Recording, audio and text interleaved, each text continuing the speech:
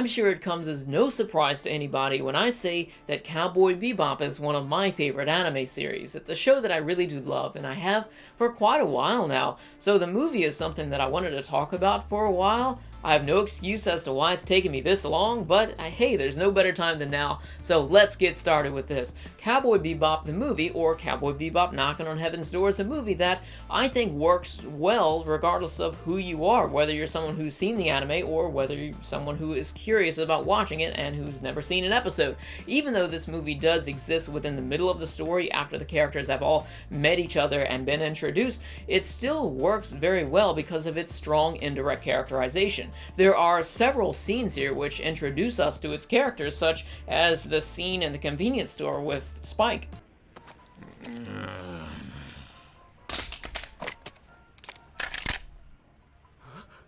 Don't you get it? I'm gonna splatter Grandma! Well, that's a real shame. But we're not cops and we're not from some charity organization. Sorry, lady, but we don't protect or serve. This is strictly business. What?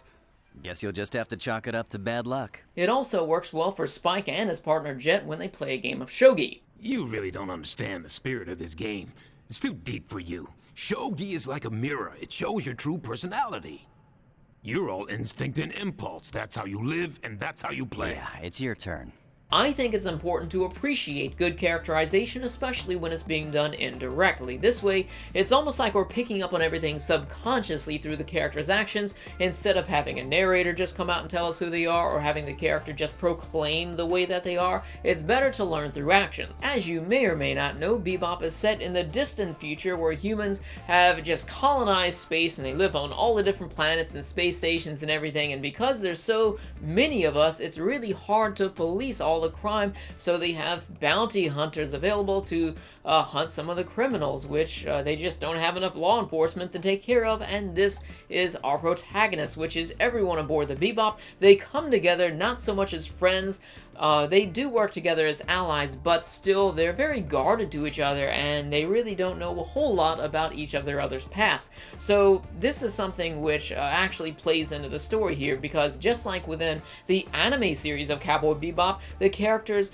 they basically pick up a bounty hunting mission and they go off on their own in order to capture many of these small fry, low-hanging fruit level of bounties, just because they're struggling to get by at this point. They don't have a whole lot of resources and they're living off of cup noodles. I mean, I know the struggle too sometimes, so I can definitely feel for them as compared to the anime series when they would eat the bell peppers and beef, and the beef is a lie. Poor guys. The story kicks off when Faye is hunting down a lead for a computer hacker with a pretty small bounty on his head, and she inadvertently runs into a guy who blows up a tanker filled with poison in the middle of the highway, and that's something pretty serious, so you can imagine this guy gets a pretty big bounty on his head, meaning that our crew follows this guy for the rest of the movie and wants to get that cash because they're tired of eating ramen noodles all the time. This introduces us to Vincent, our enigmatic antagonist, who is the poster boy for anybody who is just fed up with everything in the world. I mean, you look at this dude, you can tell in his eyes that he is just done and just doesn't care anymore. So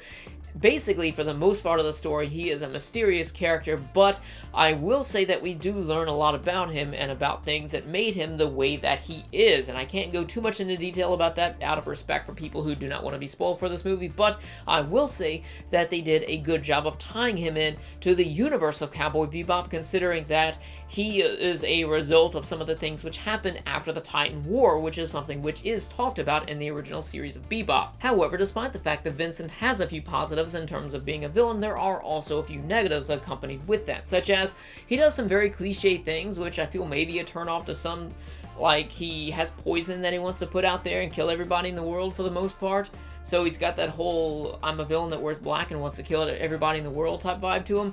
And then also his blood has something in it which borders on the supernatural, and I feel this may be a turnoff to two different types of people, one of which are people that have not seen Bebop, and two would be the people who don't remember Bebop, because if you remember, there was a single episode within Bebop that had a character who was a young boy who was experimented on, who had special properties within his blood and his body which caused him to not age. This character isn't exactly like that, but it is somewhat more acceptable when we hear about that and remember some of the things that we see within the Bebop anime series. Now, as far as my biggest complaint about this movie goes, it relates to the very last scene of this movie. Don't worry, I'm not going to spoil it, but I felt that the very last scene here was incompatible with the ending of the Cowboy Bebop anime series, if you remember what I'm talking about with that.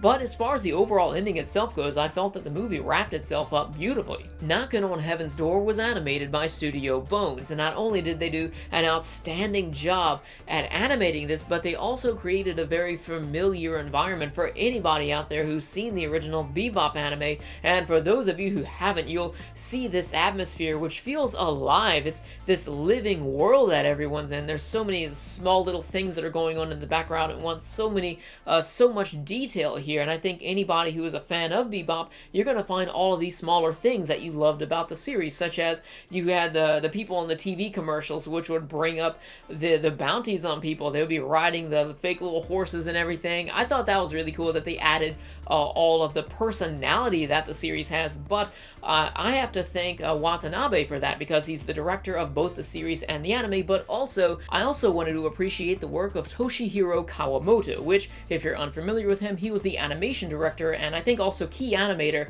in Sword of the Stranger, which is another movie that looks absolutely beautiful and also has some amazing fights to it, and he was the animation director for the Bebop movie, and wow, you can really tell his influence with some of these fights here, because they are raw. They're some of my favorite fights in anime. The fights in this movie, really good. Now, of course, we have the music, which is also really good. We've got jazz mixing in there as well, but my main complaint about the music is that the movie has an introduction, but it doesn't have the Bebop song that we all fell in love with. I mean, how can you make a Bebop movie without adding that song? So as far as the voice acting goes, I watched this with the English dub. I always watch Bebop with the English dub, and they did a great job with this. They have the same voice actors for everybody as far as I can tell, unless it's like a minor character off somewhere. But yeah, they did a really good job in that. So I would recommend watching this with the dub. So overall, my views on Cowboy Bebop Knockin' on Heaven's Door is that I definitely recommend this movie. You need to check it out.